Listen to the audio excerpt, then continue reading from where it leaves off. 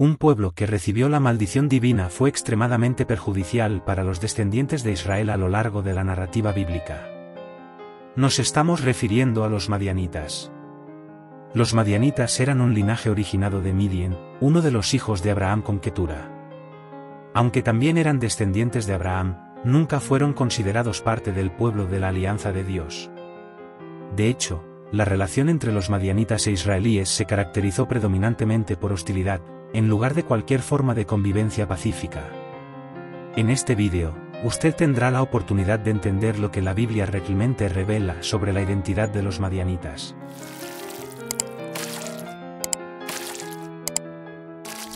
La ascendencia de los madianitas se remonta a Midian, hijo de Abraham y de una mujer llamada Ketura.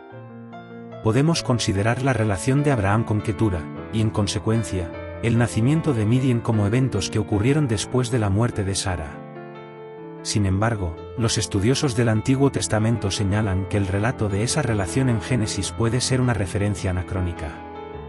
Por esta razón, muchos intérpretes creen que esta relación tuvo lugar antes de la muerte de Sara, ya que Ketura es mencionada posteriormente en las Escrituras como la concubina de Abraham, como se registra en el primer libro de Crónicas, capítulo 1, versículo 32. Si ese es el caso, no podemos determinar con certeza en qué periodo de la vida de Abraham ocurrió el nacimiento de Midian, excepto que fue después del nacimiento de Ismael. De todos modos, el autor bíblico insiste en dejar claro que los hijos de las concubinas fueron enviados por Abraham con regalos hacia el este, a fin de evitar problemas en relación con la herencia de Isaac. Y entre esos hijos que fueron enviados al oriente estaba Midian. Ese detalle puede explicar cómo los madianitas acabaron habitando en las fronteras del desierto de Transjordania. Con el tiempo, parece que Midian pasó a ser una designación para un área al norte del desierto de Arabia, al este de Moab y Edom, en la parte oriental de la península del Sinaí. Algunos estudiosos argumentan que la designación midiana quizás nunca haya sido un término territorial, sino un nombre utilizado para referirse a una confederación de pueblos nómadas. En la Biblia, en varias ocasiones, los madianitas son mencionados en estrecha asociación con otros pueblos descendientes de Abraham. Por eso, en algunos pasajes bíblicos, los términos madianitas, medanitas e ismaelitas son usados de forma casi intercambiable. Esto sugiere que estos tres grupos probablemente se mezclaron a través de matrimonios. Los descendientes de los hijos de Abraham y sus concubinas se casaron entre sí. Los madianitas eran un pueblo del desierto, viviendo como nómadas. Al parecer, se organizaban en unidades tribales, probablemente en 5 clanes principales, ya que la Biblia menciona 5 príncipes de Madián.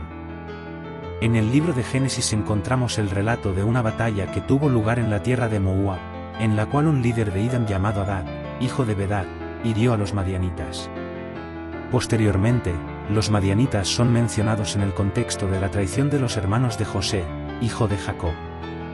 Es en este punto que la asociación entre los madianitas y los ismaelitas comienza a hacerse evidente en el texto bíblico. Los mercaderes ismaelitas que compraron a José de sus hermanos y lo llevaron para ser vendido en Egipto eran también madianitas, como podemos leer en el libro de Génesis, capítulo 37, versículos 25 a 28. Algunos estudiosos creen que estos dos grupos estaban ligados, pero los madianitas vendieron a José a los comerciantes ismaelitas, que posteriormente lo negociaron en Egipto. Sin embargo, la mayoría sostiene que esta doble identificación se debe al hecho de que ambos grupos se mezclaron a través de matrimonios. Más tarde, Moisés, el gran legislador del pueblo hebreo, se casó con una mujer madianita llamada Séfora, cuando huyó de Egipto. Moisés se estableció en Madián, donde conoció a su esposa, que era hija de un sacerdote local llamado Ruel o Jethro, como se menciona en la Biblia. Moisés permaneció en Madián durante 40 años, cuidando los rebaños de su suegro madianita. Fue durante ese tiempo que Dios llamó a Moisés en el monte Horebe y lo comisionó para liderar la liberación de los israelitas de Egipto. Una curiosidad es que el suegro de Moisés también es llamado queneo en la Biblia, lo que probablemente era un término que identificaba una tribu nómada de artesanos. Algunos estudiosos creen que las designaciones queneos y madianitas deben ser vistas como sinónimas, mientras que otros creen que los queneos eran solo parte de un clan madianita. En tiempos posteriores, cuando el pueblo de Israel ya había dejado Egipto y estaba peregrinando por el desierto, el cuñado madianita de Moisés, llamado Obai, fue invitado a ayudar a guiar a los peregrinos en una parte de la jornada. Como nómada del desierto, Obai tenía conocimiento de la región y su contribución fue crucial en esa ocasión. Sin embargo, la amistad demostrada por el suegro y cuñado de Moisés no representaba el tipo de relación que caracterizaba a los madianitas y a los israelitas. De hecho, los madianitas eran un pueblo hostil hacia los hijos de Israel. Los problemas entre estos dos grupos comenzaron durante el tiempo de Moisés. La Biblia relata que los madianitas se unieron a los moabitas con el objetivo de oponerse a los israelitas. Contrataron al profeta Balaam para maldecir al pueblo de Dios y posteriormente llevaron a Israel al pecado contra el Señor a través de la idolatría y la inmoralidad. Fue en esa ocasión que los madianitas fueron básicamente identificados como un pueblo maldito por el Señor. Dios le ordenó a Moisés que guerreara contra ellos y los destruyera. En esa batalla, 5 reyes madianitas fueron asesinados, junto con el falso profeta Balaam. Además, según el libro de Números, en los capítulos 22, 25 y 31, el pueblo madianita fue devastado. Hombres madianitas de todas las edades fueron asesinados, así como todas las mujeres casadas, ya que jugaron un papel importante en el plan que llevó a los hijos de Israel a la inmoralidad. En esa ocasión, solo se salvaron las vírgenes. Sin embargo, parece que esa masacre no marcó el final de los madianitas, ya que durante el tiempo de los jueces de Israel, ellos son mencionados nuevamente como un pueblo poderoso que oprimió a los israelitas por 7 años. Conforme leemos en el libro de Jueces, en los capítulos 6 y 7, Dios permitió que el pueblo de Israel fuera subyugado debido a su idolatría. Durante ese periodo, los madianitas se aliaron con los amalecitas y otros pueblos del oriente, causando una opresión significativa sobre Israel. Eran numerosos, utilizaban camellos y saqueaban todo lo que podían, dejando a los hijos de Israel empobrecidos, sin rebaños y sin alimentos. La situación era tan grave que los israelíes necesitaban esconderse de los invasores en cuevas y otros escondites en las montañas. Sin embargo, cuando los hijos de Israel demostraron arrepentimiento y clamaron por ayuda divina, Dios levantó a Gedeón para liberarlos de esa opresión. Fue en ese contexto de conflicto contra los madianitas que ocurrió la emblemática y sobrenatural victoria de Israel, liderada por Gedeón, con solo 300 hombres.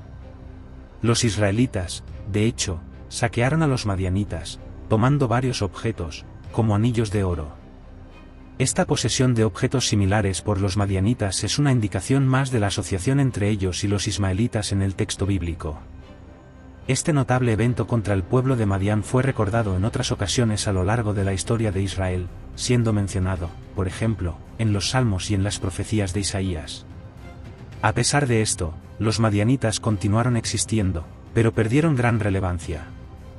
En ninguna otra parte de la historia bíblica se mencionan nuevamente como una seria fuerza de oposición a los israelitas. En el aspecto arqueológico, la naturaleza nómada o seminómada de los madianitas dificulta cualquier descubrimiento significativo. Solo se encontraron restos de cerámica, algunos tejidos y utensilios de metal en el antiguo templo egipcio ocupado por los madianitas en el valle de Tina.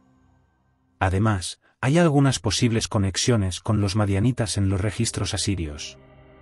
Compartan los comentarios si usted ya tenía conocimiento sobre quiénes eran los madianitas en la Biblia.